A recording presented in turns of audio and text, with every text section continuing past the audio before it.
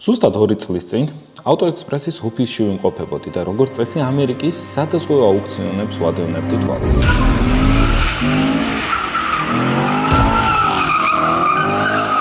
ავტომობილების თვალიერების დროს თვალში ერთი ძალიან საინტერესო ავტომობილი შემხვდა. ზუსტად ამ მანქანამ ბავშვობაში გამისროლა და გამახსენდა ის პერიოდი სკოლაში BMW E46 წითელი ZHP რომ მყავდა.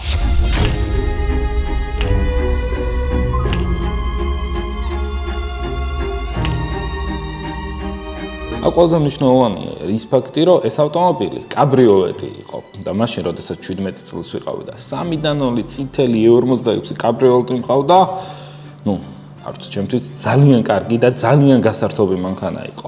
გამახსენდა ის პერიოდი, თუ რამდენად დიდ სიამოვნებას მანიჭებდა კაბრიოლეტით გასეირნება. და როდესაც აუქციონზე ეს ავტომობილი დავინახე, მივხვდი, რომ ეს ზუსტად ის მანქანა იყო, რომელიც მე ხელიდან არ უნდა გამეშვა.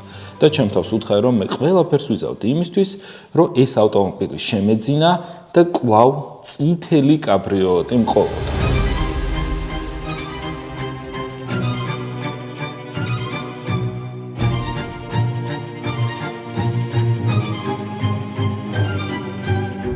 როგორც იცით, ალბათ თქვენს გონიათ ისეთი მომენტი, როცა ცხოვრებაში რაიმე ძალიან მაგრად გინდათ, რაიმე ემოციური ხდება და მით უმეტეს ბავშვობაში გისვრის, უკვე ცივი გონებით აზროვნება ფაქტიურად შეუძლებელი. აუქციონამდე რამოდენიმე საათი იყო დარჩენილი და მე ცდუნებას ვერ გაუწევი.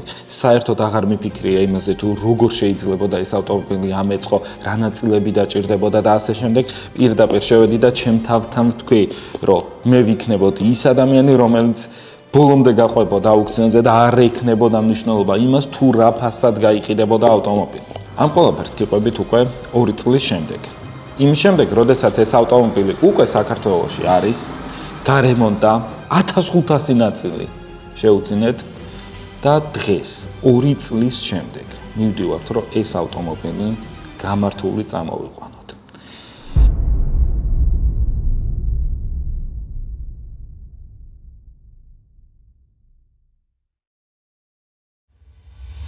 მოკლედ მოვიდა აუქციონის დრო, როგორც გითხარით, არ ვაპირებ ეს ავტომობილი ვინმეს დაუთმო, მაუსი მომარჯვებული მაქვს, სადამდე წავა მანქანა ვაპირებ, რომ ბოლომდე გავყვე და ჩემ და საბედნიეროდ ჩემთვის ძალიან ხელსაყრელფასად მოვიგე ეს მანქანა. პირველი ემოციები ძალიან მაგარი იყო, იმიტომ რომ ბავშვობის ნოსტალგია გამახსენდა, მეთქი всё, წითელი კაბრიოლეტი ჩემთან იქნება და კვლავ იგივე ემოციები დამებრუნდება, რაც სკოლის პერიოდი, ანუ 16-17 წლის ასაკში იყო. მაგრამ სამწუხაროდ, როგორც კი მოვიგე მანქანა, მე პატრონეს ეს ფასი ძალიან ეცოტავა როგორც ჩანს და არც კი შემომთავაზა რაიმე ფასი და პირდაპირ გამიუქმა. ხო იცით, ეს ის მომენტი იყო, რომ თითქოს მთელი ცხოვრება რო თავზე ჩამოგენგრა. არა და პირიქით, მე მგონი ის ადამიანი მეუბნებოდა, არ გინდა ძმაო, არასწორ ნაბიჯს სკავ. მოდი, სხვა მიყიდოს ეს მანქანა. მაგრამ არა, მე ნოსტალგიები მამაჯობა და ერთი სული მქონდა, როდის მოვიდოდა შემდეგი კვირა, რომ ეს ავტომობილი კვლავ შემეძინა და ეს ავტომობილი ჩემი გამხდარიყო. ზოგადად, როდესაც ავტომობილის ყიდვას გადაწყვეტ, სწორი მიმართულება არის ის, რომ ავტომობილის დაზიანება შეაფასოთ, შემდგომ მოიძიოთ თუ რა დაჯდება ამ ავტომობილის აღდგენითი სამუშაოები, კონკრეტული დეტალები რა ეღირება და საბოლოო ღირებულება რამდენი გამოვა. ასევე შეადაროთ საქართველოს საბაზრო ღირებულებას და თუ საქართველოს საბაზრო ღირებულებაზე ნაკლები ფასი გამოგდეთ, ესე იგი ძალიან ლოგიკურია და ძალიან კარგი გადაწყვეტილება არის, რომ ეს ავტომობილი შეიძინოთ, მაგრამ არა. გავიდა ერთი კვირა, მე მოუთმენლად ველოდები ყოველდღე ვამოწმებ, მაღალ ფასზე მაქვს ეს კაპიტული, რომ მეთქი ვინმე თუ გაბიდა აუთბიძე ეგრევე გავიდეს, რომ მეთქი ეს ავტომობილი აუცილებლად ჩემი უნდა გახდეს, დადგა ის ნანატრი აუქციონის დღეც და გამოვიდა ეს მანქანა. რა თქმა უნდა, მე იგივე ტალღაზე ვარ, ნაწილების ფასები, არაფერი მოძიებული არ მაქვს, უბრალოდ მინდა.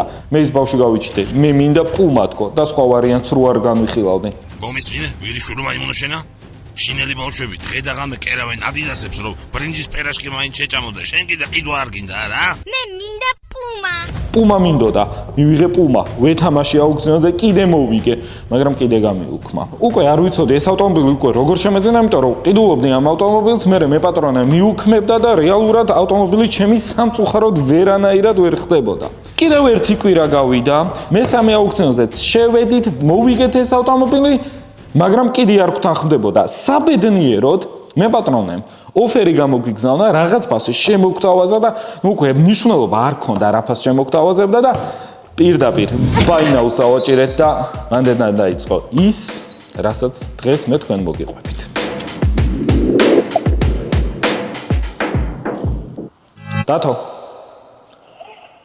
დათო რა შვები?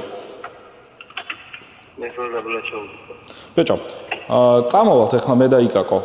ვარკეთილში იქნება ხო პორტერ? ჩვენ ვიყოფებით ჯეკრიპტოში, რომელიც გახდა ჩვენი მეგობარი კომპანია, ჯეკრიპტო თქვენ მოგემსახურებათ და დაგიკონვერტირებთ თქვენს კრიპტოვალუტას როგორც დოლარში, ასევე სხვა კრიპტოში გადაგიცვლით. კომპანია მდებარეობს კოტე მარჯანიშვილის 5 ნომერში. ეს კომპანია უკვე საქართველოს ბაზარზე 3 წელია ოპერირებს და რა თქმა უნდა არის ლიცენზირებული. ასევე ჩემი გამომწერებისთვის სპეციალურად შექმნილი არის პრომო კოდით, რომელთაც თქვენ შეგიძლიათ ისარგებლოთ და მიიღებთ სპეციალურად 30%-იან ფასდაკლებას. თბილისის მასშტაბით ჯეკრიპტო მოგემსახურებათ საუკეთესო პირობებით, შეგიძლიათ თქვენ მოგწადეთ კომპანიაში და ასევე შეგიძლიათ თქვენ ისარგებლოთ ონლაინ სერვისით. თუ თქვენი საქმიანობა არის ავტოიმპორტი და ასევე ავტოექსპორტი, ეს კომპანია ზუსტად თქვენთვის არის. თქვენ კრიპტო შეგიძლიათ გადაცვალოთ დოლარში და შეიძინოთ თქვენთვის სასურველი ავტომობილი. ძალიან საინტერესო გათამაშება ჩვენი გამომწერებისთვის. ჩვენი მეგობარი კომპანია ათამაშებს ძალიან მაგარ risk cold wallets, ვისაც გაქვთ კრიპტოვალუტა და გინდათ რომ ეს ვალუტა შეინახოთ ძალიან უსაფრთხოდ, აუცილებლად უნდა გამოიწეროთ ჩვენი არხი, დაწეროთ კომენტარი და Telegram არხზე მიიწეროთ პრომო კოდი AutoExpress. ჩვენ ავტომატურად ჩართული იქნებით გათამაშებაში, ხოლო დაელოდეთ ჩვენს მომდევნო ვიდეოებს და შეიძლება ის იღბლიანი ზუსტად თქვენ იყოთ. ეს ადგილი გეცნობათ? ზუსტად ამ ადგილას იყო ცნობილი გიორგი ხარჩენკო, ანუ იგივე ჩიკორის მანქანა სადაც იყო გაჩერებული. მე ვარ გიორგი სარიშვილი და თქვენ უყურებთ უხეშ ავარიას. მოკეთ რეის არ ნახა, ყველანაირი უხეში იყო, ერთი ავარია გვაკლდა და ჩიკომ დააგვირგვინა ეგრევე. ზუსტად ამ ადგილიდან მოიპარა გიორგი სარიშვილმა ჩიკორის მანქანა და მე ვიდეოში კი ნახავდით, როგორი აბვესი აჩუქეს ბიჭება. ნახეთ, რა დაგათვალიერებინოთ კრილოები, ბამპერები, ეს ჩიკოს მანქანიდან რაც მორჩა, ნაწილები ესე მიყრილია და ისტორიას დარჩება რა. სამართლა ის ჩვენი ნამდვილი მანქანა ვნახოთ.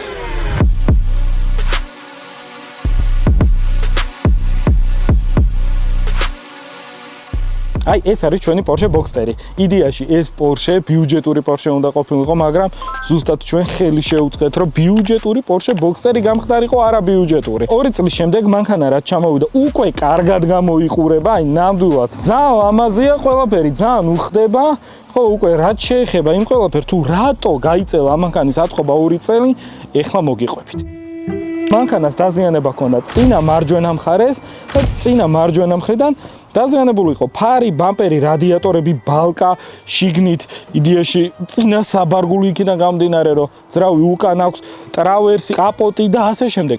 მოკლედ, ძალიან ბევრი დეტალი იყო ამ მანქანაზე დაზიანებული. ყველაფერი რეალურად, როცა მანქანა ჩამოვიდა, თავდაყირად დადგა. იქიდან გამომდინარე, რომ აღმოჩნდა, რომ იდეაში ბიუჯეტურ Porsche-ზე საერთოდ არაფერი არ ღირს იაფი. და აქვე დავამატებ იმას, რომ ძალიან ბევრი ნაწილი მიდის 911-ის. 911-ის საწყობა გენდება თუ Boxster-ის საწყობა, რეალურად ერთი და იგივე ხარჯზე გავა. გაგვჭირდა წინა ახალი ბამპერი, განათება, რადიატორი, ბალკა, ტრავერსი, ფარი, წინა მარცხენა ფარიც კი გატეხილი იყო. კრილოს გამოცვლა, კაპოტის გამოცვლა, აირბაგები და ასე შემდეგ. მოკლედ ამ მანქანაზე ერთი საინტერესო დეტალი იყო ის, რომ როდესაც დავიწყე მე რადიატორების ყიდვა, არარეალურად ძვირი ღირდა 2014 წლიანი Porsche Boxster-ის რადიატორები. Porsche-ს ზოგადად მარჯვენა და მარცხენა მხარეს ორივე მხარეს უყენია რადიატორები. ჩვენ რეალურად მარჯვენა მხარე გვჭირდებოდა. როდესაც საბაზრო ღირებულება გავარკვიე, რომ იყიდა დაახლოებით იყო $2500, რაც მანქანის ფასის 1/4-ს შეადგენდა. იქიდან გამომდინარე, რომ საბოლოოდ ეს მანქანა შევიძინეთ $8600 ადგილზე და $2500 რადიატორებში გადახდა, მანქანის რეალურად 1/4 ფასი იყო. მაგრამ სხვა გზა არ იყო, უნდა შეგვეძინა. იქიდან გამომდინარე, რომ ეს კონკრეტული რადიატორები, როგორც Boxster-ზე, ასევე 911-ზეც ერთი და იგივეა. მოკლედ, ვიყიდეთ ეს 3 მწკრივი რადიატორები, შევიძინეთ ბამპერი, ყოველდღიურად ვეძებდით დეტალებს თუ სად რა შეიძლებოდა შეგვეძინა ვიყიდეთ ასევე ეგრეთ წოდებული ფარის კერხერი და ნუ მოკლედ ყველაფერი მანქანაზე. მანქანა რეალურად როცა ჩამოვიდა აღმოჩნდა რომ გასაჭიმი გახდა, ანუ წავიყვანეთ რობოტზე და რამოდენიმე თვის განმავლობაში მას ველოდებოდით ამ პარალელურ რეჟიმში, როგორც Porsche-s ცენტრში, ასევე სხვადასხვა საიტებზე ვეძებდით დეტალებს. აქვე იქნება ამონათებული ის ვიდეო, როცა გიორგი გძელაშვილი იყო თავისი ლეგენდარული Honda Insight-ით Porsche-s ცენტრში მივიდა ეგრევე და Porsche-ებთან მიაპარკინგა, იმიტომ რომ თავის Insight-ი ისე უყვარს, აი სუახალ Porsche-ზე არანაკლებია ჩემი მანქანაო და სადაც მხოლოდ Porsche-ებია გაჩერებული, ეგრევე დააპარკინგა და დაწერეთ რამდენად მოგწონთ თუ დავას Insight-ი კომენტარებში. ამ მანქანის კეთების პროცესი მიმდინარეობდა, ეს მანქანა რობოტზე იყო და როგორც იქნა კაპოტი, ყველაფერი კრილოები შევიძინეთ ზოგი პოლონეთიდან გამოწერეთ, ზოგი Porsche-s ცენტრიდან, ზოგი ვიღაცამ რაღაც გვაჩუქა ისთან, მოკლედ ყველგან ვეძებდით. იქიდან გამომდინარე, რომ საქართველოში ესეთი მოდელი საერთოდ დაშნილი არ არის და ნუ საქართველოში ნაწილის მოძიება ფიზიკურად ძალიან რთული იქნებოდა. მანქანის აღდგენითი სამუშაოები იდეაში დასრულდა და ნუ უკვე ვიცით რომ მანქანა მორჩა მიხარია აი 1 წლის შემდეგ მეთქი რა მაგარია მანქანა მორჩა всё მანქანა აიწყო რეალურად შეიღება თავდაპირველად მხოლოდ მანქანის ცხვირი იყო შეღებილი და ბიჭებს ჩემს მეგობრებს გიორგის და დათოს უთხარი და ეს მანქანა წაიყვანეს და დააყენეს რაზვალზე დაყენების შემდგომ აღმოჩნდა რომ მანქანა რეალურად არ იყო კარგად გაჭიმული რაზვალი არ სწორდებოდა და ამასთან ერთად დავამატებ იმას, რომ ტრავერსიც კი შესაძლებელი იყო. ეს ჩვენი აწყობილი მანქანის დაშლა მოგვიწია ახლდან, ისევ რობოტზე დაყენება, ტრავერსის მოძიება, ტრავერსის ჩამოტანა, ტრავერსის დაყენება და მოკლედ ამ ყველაფერმა კიდე ძალიან დიდი დრო წაიღო. მეორე ჯერზე, როდესაც დამთავრდა უკვე მანქანის აღდგენითი სამუშაოები, მანქანა წამოვიყვანეთ უკვე რაზვალზე დავაყენეთ, მეტი რა მაგარია, რაზვალი გასწორდა, всё, გვეღირსა დაახლოებით წელიწად-ნახევარია გასული, იმდენი შრომა ჩავდერო. მაინც მინდა, თან არ მინდა, იმიტომ რომ ამდენი ხანი გავიდა, აღარც ბავშვობის მოგონებები არ მინდა. მეთქი ახლა დავტოვებ ამ მანქანას პოლიროვკაზე, პოლირებაზე დავტოვეთ და როდესაც მანქანა შეიღება, სიმართლე გითხრათ, რო უყურებდი, წინა ცხვირი და უკანა ნაწილი ცოტა სხვადასხვა ფერზე გამოიყურებოდა, მაგრამ ოკეი, ეგრეთ წოდებულმა მალიერმა გითხრა, რომ როდესაც ამ მანქანას პოლირებას გაუკეთებდით, მთელი მანქანა რეალურად ერთი და იგივე ფერი გამოვიდოდა. ნუ ჩვენ უკვე მანქანის დასრულების პროცესში ვართ, ის გადამჩენია, რომ მანქანაზე პოლირება გავაკეთო, ქიმწმენდა გავაკეთო, რაღაცები ჩვენი შევალამაზო და როდესაც გვინდოდა რომ ჩვენ ძალიან ლამაზი კოხტა პატარა Porsche Boxster ვიყოლოდა, რომელიც წითელი ხასხასა კვასკვასა მანქანა იქნებოდა, ძალიან ბანძი გამოვიდა. იმიტომ რომ ორი წითელი იყო, რომელსაც დამატებით ყვითელი სუპორტები ჰქონდა და ყვითელი ღვედები ჰქონდა. აი, საშინელება იყო აუდექით და მთელი მანქანა კიდევ ერთხელ დავშალეთ თავიდან ბოლომდე, აი სულ დავშალეთ და მთლიანი მანქანა ახლიდან გადავხებეთ და საბოლოო ჯამში ესეთი ლამაზი მანქანა გამომივიდა.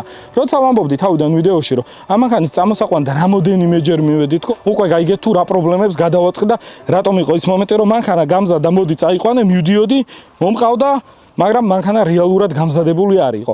ფიქრობ, რომ ეს მანქანა არის უკვე ისეთ მდგომარეობაში, რომ ჩვენ შეგვიძლია როგორც ნამდვილ ავტოსპორტსმენებს შეგვეფერება, წავიყვანოთ ტრეკზე, მაგრად ვიგაზაოთ და ვნახოთ თუ რა შეუძლია ჩვენ 2014 წლიან Porsche Boxster-ს, რომელიც არის აღჭურვილი 2.7 ატმოსფერული ძრავით. 270 ცხენისალ აქვს სულ რაღაც, მაგრამ ეს მანქანა იმდენად კარგ ემოციებს იძლევა, იქიდან გამომდინარე, რომ ქარხნულად მანქანა ატრიალებს 8000 ბრუნს და ამ მანქანით როცა ვიარე, ანუ სანამ იდეაში ბოლომდე დასრულდებოდა, სიმართლე გითხრათ, Need for Speed-ი გამახსენდა, Need for Speed-ში რო ხმები ისმოდა, ეხლა ტრეკზე რო ჩავალთ და გავტესტავთ, თქვენც მიხვდებით თუ რას გულისხმობ. და უიქ, ერთი მნიშვნელოვანი დეტალი მინდა კიდე ჩავაქსოვო ჩვენს ვიდეოში. მოკლედ ეს მანქანა როცა აიწყო, რადიატორები შევცვალეთ და ნუ მოკლედ მივედით უკვე იმ მდგომარეობამდე, რომ მაგას ჭირდება ანტიფრიზი. ნუ, ოკეი, კაი, ანტიფრიზის შეცვლა ალბათ ყოველთვის რაღაც ძალიან მარტივ თემასთან ასოცირდება, მაგრამ არა, Porsche-ზე არც ეს არ აღმოჩნდა საერთოდ მარტივი. იქიდან გამომდინარე, რომ რაოდენ უცნაურიც არ უნდა იყოს, Porsche Boxster-ში სულ მიდის 25 ლიტრი ანტიფრიზი. აი, რომელი მანქანა გახსენდებათ, რომ ქარხნული 25 ლიტრი ანტიფრიზი მიდიოდეს. თან მით უმეტეს ესეთი პატარა მანქანა. თან ნიშნულოვანია ის დეტალი, რომ ამ მანქანაზე ანტიფრიზის შეცვლა ყველას არ შეუძლია. იქიდან გამომდინარე, რომ წნევით სპეციალური დანადგარით უნდა შეიცვალოს ანტიფრიზი და რომელიც რეალურად საქართველოში მხოლოდ ჩვენ რაც მოვიძიეთ, მხოლოდ Porsche-ს ცენტრს აქვს. ოკეი, გჭირდებოდა 25 ლიტრი ანტიფრიზი და ანტიფრიზის ღირებულება 1 ლიტრის იყო დაახლოებით 80 ლარი. თუ არ ვწდები 86 ლარი. მე მგონი ცხოვრებაში ანტიფრიზში ამდენი ფული არასდროს არ გადამიხდია, რაც რეალურად ამ Porsche-ზე ანტიფრიზის შეცვლა დამიჯდა, მაგრამ საბოლოოდ უნდა დასრულებული იყო რა და ფულს ესე ვაყრიდით და ბოლოს $25,000 ესეთი შედეგი მივიღეთ. რას ფიქრობთ? რამდენად გამართლებული იყო ამ Porsche-ს შეძენა? დაწერეთ კომენტარებში. ჩვენთან ერთად არის, რა თქმა უნდა, ჩვენი მეგობარი და ისეთი მეგობარი, რომელიც ხელს შეგვიწყობს, რომ Porsche სული ამოვხადოთ და ტრეკზე მაქსიმალური შესაძლებლობები გავიგოთ და ასევე, რადგან ჩემი მანქანა არ არის Subaru, ესეთი რაღაც თავხედური გადაწყვეტილება მივიღე, დღეს დაურეკე და უთხარი, რომ ჩემთან ერთად წამოდი და მოდი ტრეკზე ჩავიდეთ და ვიგაზაოდო. იქნა გამომდინარე, რომ ჩემს მეგობარს Subaru-ები არ უყვარს და როგორც კი სხვა მოდელი შევთავაზე, ეგრევე დამთავრდა.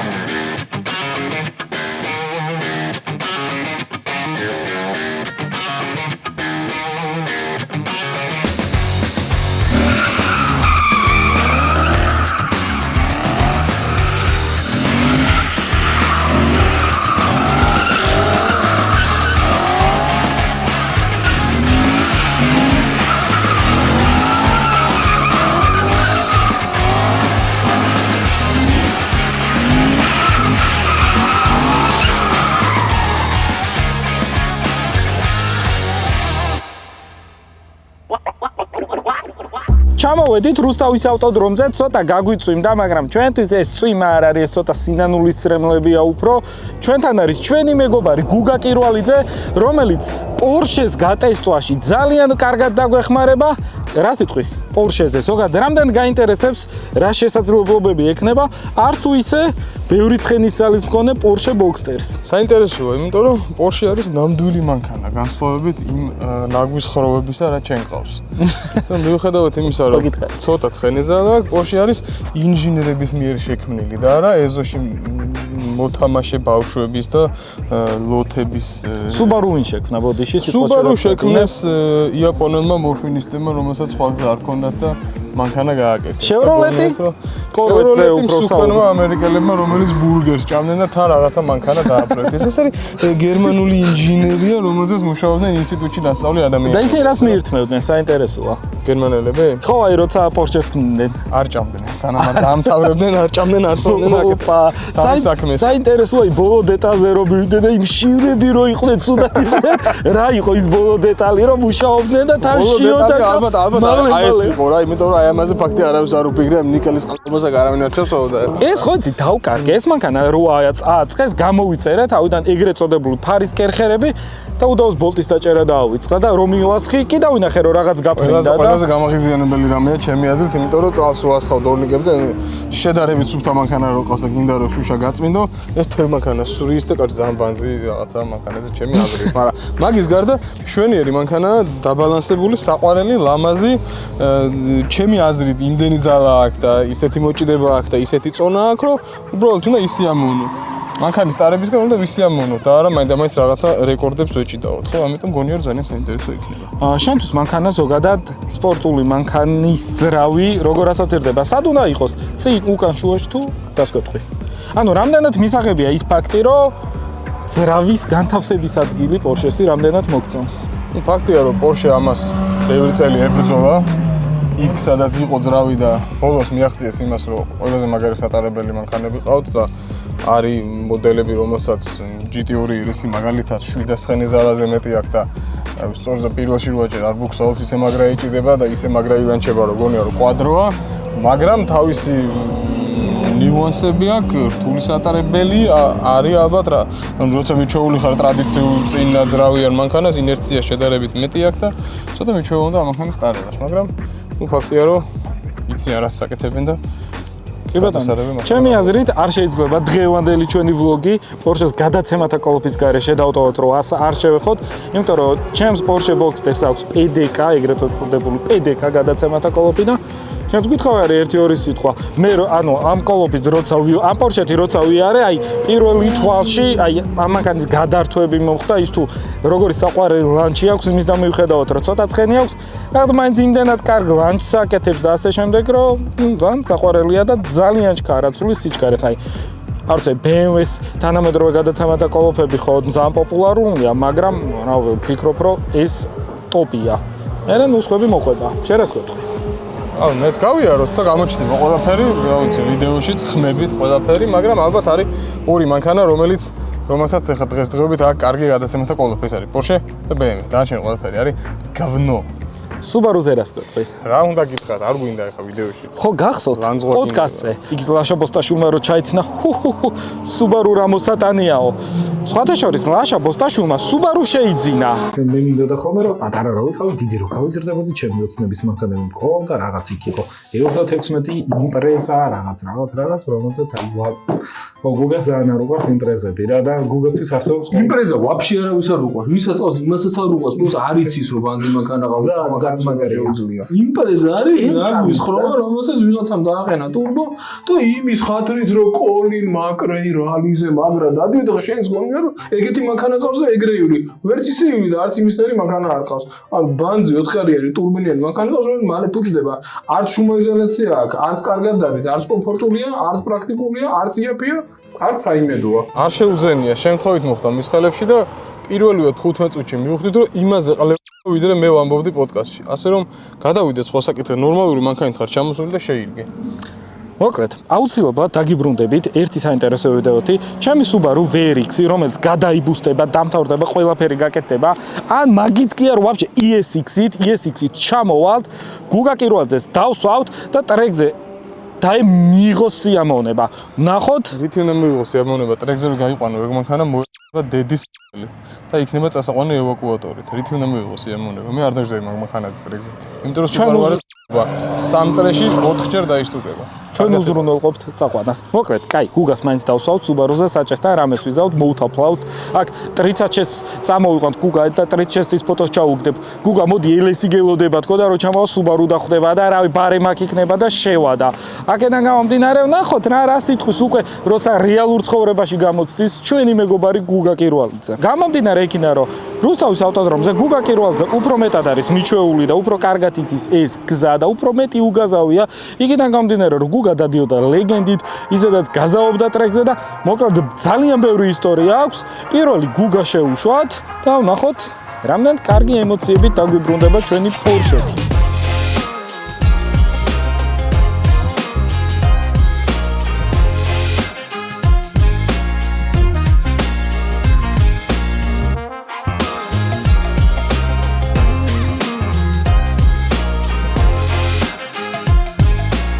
აბა ნახოთ მათულის Porsche როგორია.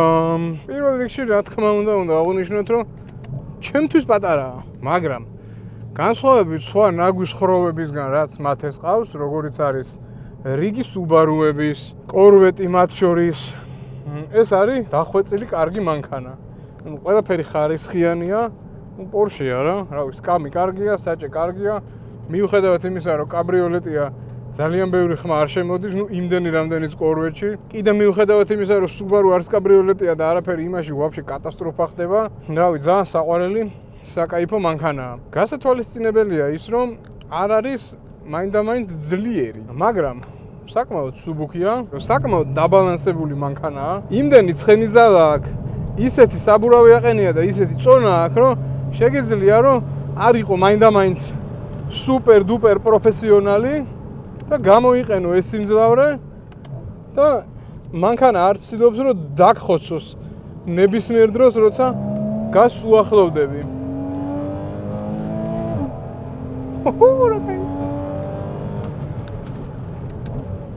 საკმაოდ კარგი მუხრუჭი აქვს. აი გამოვიხოძე, შეგიძლია რომ მეორეში ბოლომდე დააჭირო გაზს. და მანქანა არ ცურდება ძალიან. მესამეშიც კარგად მიდის, მეოთხეშიც კარგად მიდის.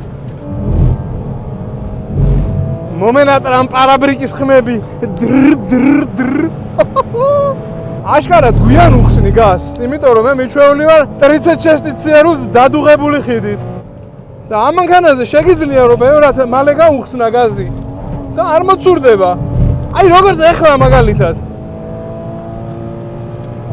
ტორმუზები უკვე ჩავარდა, იმიტომ რომ აბა საშინელი კალოთ გაუყენია მათეს. ცოტა მომაცურავთ, ვერ მომაცურე, რა ბანძი ვარ. არ არის ნელი ეხა, ვერ იტყვი ამ მანქანაზე რომ ნელია. ხო, ერთი რაც არ მომწონს, ეს გადასართვალები აქ, ჩვეულებრივ მანქანებზე, ესე რომ გამოკაჩავ, მარჯვენა მხარეს ზედა სიჩქარეში უნდა გადავარდეს და მარცხენას რომ გამოკაჩავ, უნდა ქვემოთ ჩამოვარდეს. ამას აქ კნოპკები. აქედან რომ დააჭე რულზე, ზემოთ ვარდება ორივე მხრიდან და ქვემოდან რომ მოკაჩავ, ქვედა სიჩქარეში აგდებს და ცოტა მეჩვევა უნდა მაგას და თან, მაგალითად, შედარებით დაბალი აბაროტი თუ მიდიხარ მაღალი სიჩქარე და ბოლომდე მისცემ გას, თვითონ იღებს გადაწყვეტილებას რომ ქვედა სიჩქარეში ჩამოაგდოს. მანდამენტ კომფორტული არ არის. შეიძლება მე არ ვიცი ხა რამეზე დაჭერილი არ მაქვს, მაგრამ ნუ ფაქტია რომ ყველაფერი ანათებს აქ და ისები მაინც გავიაროთ. არ უნდა გავლა. ცურავს, არ ცურავს. კაი, რამენაირად უნდა გავიაროთ, ეხა მოვაცუროთ ეს მანქანა. ალბათ ძალიან ჩქარა უნდა წახვიდე რომ მოცურდეს. მე კიდე ძალიან ჩქარა არ მინდა რომ მოვაცურო. იმიტომ რომ ატესია.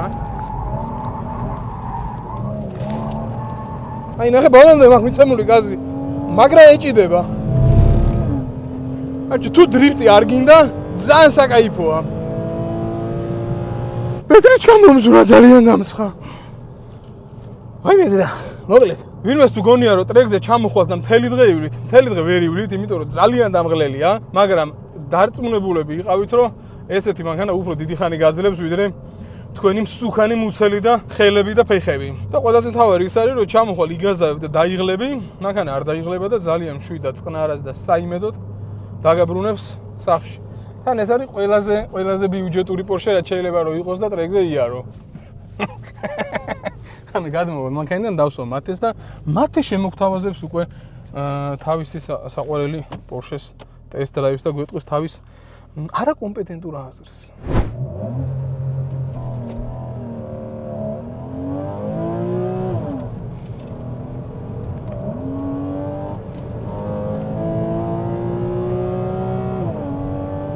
გადაცემათა კოლოფი სასწაულია, ისე მაგრად ცulis სიჩქარეებს. ჩქარი ნამდვილად საერთოდ არ არის მანქანა, მაგრამ ტრეკზე თუ გიდათ რომ გაერთოთ ეს სიმძლავრე საკმაოდ მისაღებია და ცოტა ცხენთაც მშვენივრად გაერთობით. ნახოთ დრიფტი თუ შეუძლია.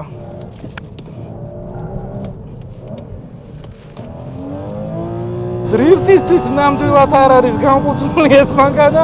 უკანა მხარე ისე ეჭიდება, რომ ეს 270 ცხენისაა, დრიფტისთვის ვერაფერს ვერ შვება.